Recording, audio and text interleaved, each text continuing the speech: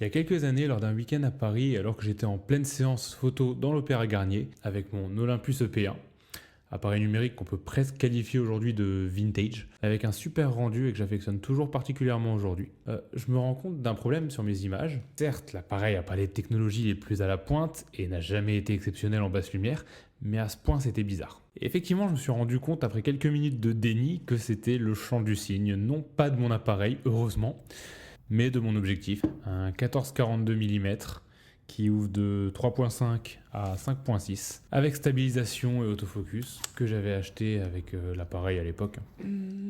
Après mon séjour parisien, de retour chez moi, je m'empresse de trouver une solution. Le faire réparer, trop cher.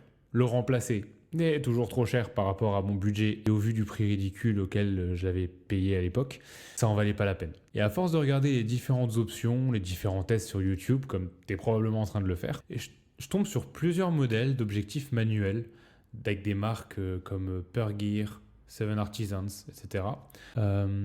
Avec un rendu assez vintage et assez peu cher du fait de la fabrication chinoise et de l'absence totale de technologie à l'intérieur. Et à ce moment, ça me semble être une solution idéale. L'objectif a l'air d'avoir un beau rendu, il rentre dans mon budget et il est en adéquation avec ma vision de la photographie et avec le rendu que je veux donner à mes images. Et du coup, je me suis lancé, j'en ai commandé un. Mais du coup, qu'en est-il vraiment? Est-ce qu'il est si bien que ça? À qui il s'adresse? Qu'est-ce qu'il peut nous apporter? Donc j'ai porté mon dévolu sur un modèle en particulier, le Pergear 25 mm 1.8, et je vais te dire ce que j'en pense.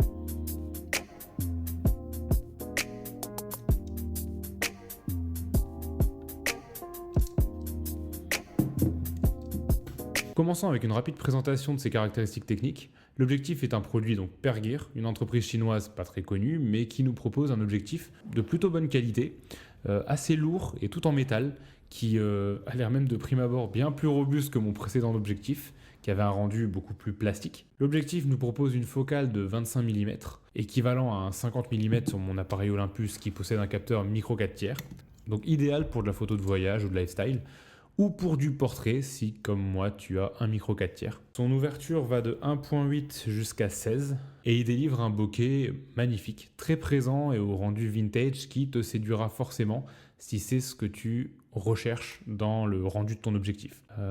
Pour finir sur ces caractéristiques, l'objectif est disponible pour plusieurs montures. J'ai pris donc, tu l'auras compris, la micro 4 tiers, mais il est également disponible pour les appareils Sony et même Fuji si je ne me trompe pas. Mais voyons maintenant ce qu'il peut nous apporter.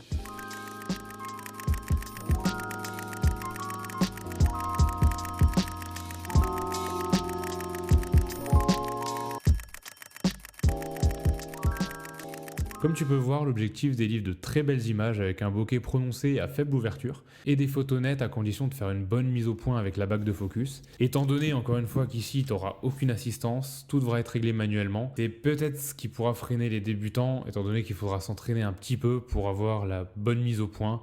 Et des fois, selon les conditions du shoot et la qualité de l'écran de ton appareil, on rentrera, on observera les photos prises sur grand écran pour se rendre compte que notre focus est complètement foiré. Mais pour des personnes plus expérimentées, ça peut avoir plus d'avantages. On récupère un contrôle total sur notre prise de vue, notamment en vidéo, et on est plus dépendant des limitations techniques d'un objectif, d'un capteur ou encore d'un moteur autofocus capricieux, comme l'appareil sur lequel je filme actuellement, et qui m'oblige à filmer en manuel également. C'est pour ça que je ne peux pas vous faire un zoom produit. Je vous ferai des plans de coupe après. Donc on pourra s'en prendre qu'à soi-même pour chaque photo ratée.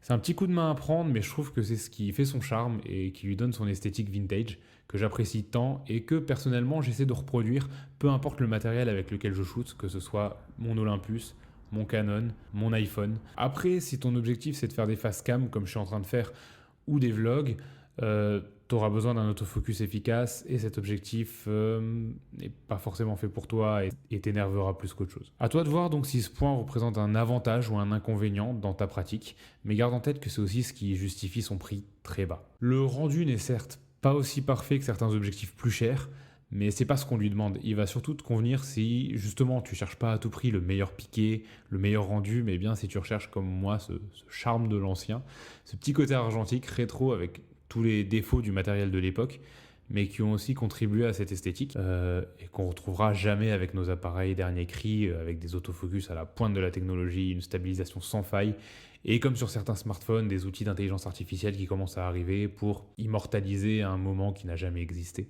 Et c'est là, je trouve, où un simple objectif sans prétention comme celui-là puise toute sa force. Pour un faible coût et une durabilité accrue due à son manque de technologie et la simplicité de sa fabrication, il nous promet pas de nous fournir l'image la plus détaillée, la plus belle, digne d'Hollywood, nous promet pas de rater aucun cliché ou d'avoir 10 000 likes sur Instagram, mais il nous permet de remettre en question notre pratique de la photo, revenir à l'essentiel, à un processus plus simple, qui contribue à remettre un petit peu au centre l'humain dans la photographie. À l'ère des stabilisations, des autofocus toujours plus performants, des filtres, des IA, des deepfakes, mais aussi à l'ère où la photographie argentique revient en force. C'est un objectif compact et simple qui nous donne envie de prendre notre appareil et de vivre l'instant présent tout en l'immortalisant au mieux, via notre vision et notre ressenti. Aujourd'hui, de mon côté, même si j'ai du matériel un petit peu plus performant, un petit peu plus haut de gamme et dernier cri, pour guillemets, je prends plaisir à l'utiliser sur certains projets, notamment des projets plus perso. Le combo Olympus EP1 et Pergear 25 mm.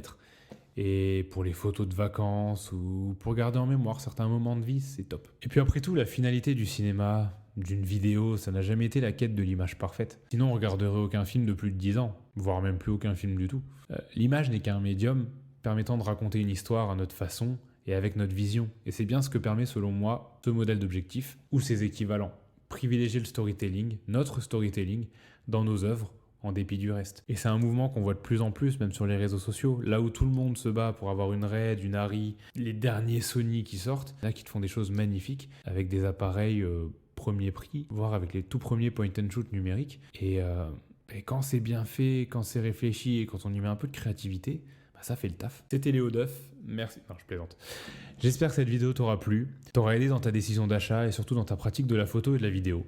Tu trouveras un lien pour acheter l'objectif dans la description de la vidéo. C'est pas une sponsor, mais c'est dommage parce que je trouve que je le vends quand même plutôt bien. Mais c'est un lien affilié, ça te coûtera pas plus cher, mais ça permet de soutenir le développement de la chaîne et mon travail, et je t'en serai infiniment reconnaissant.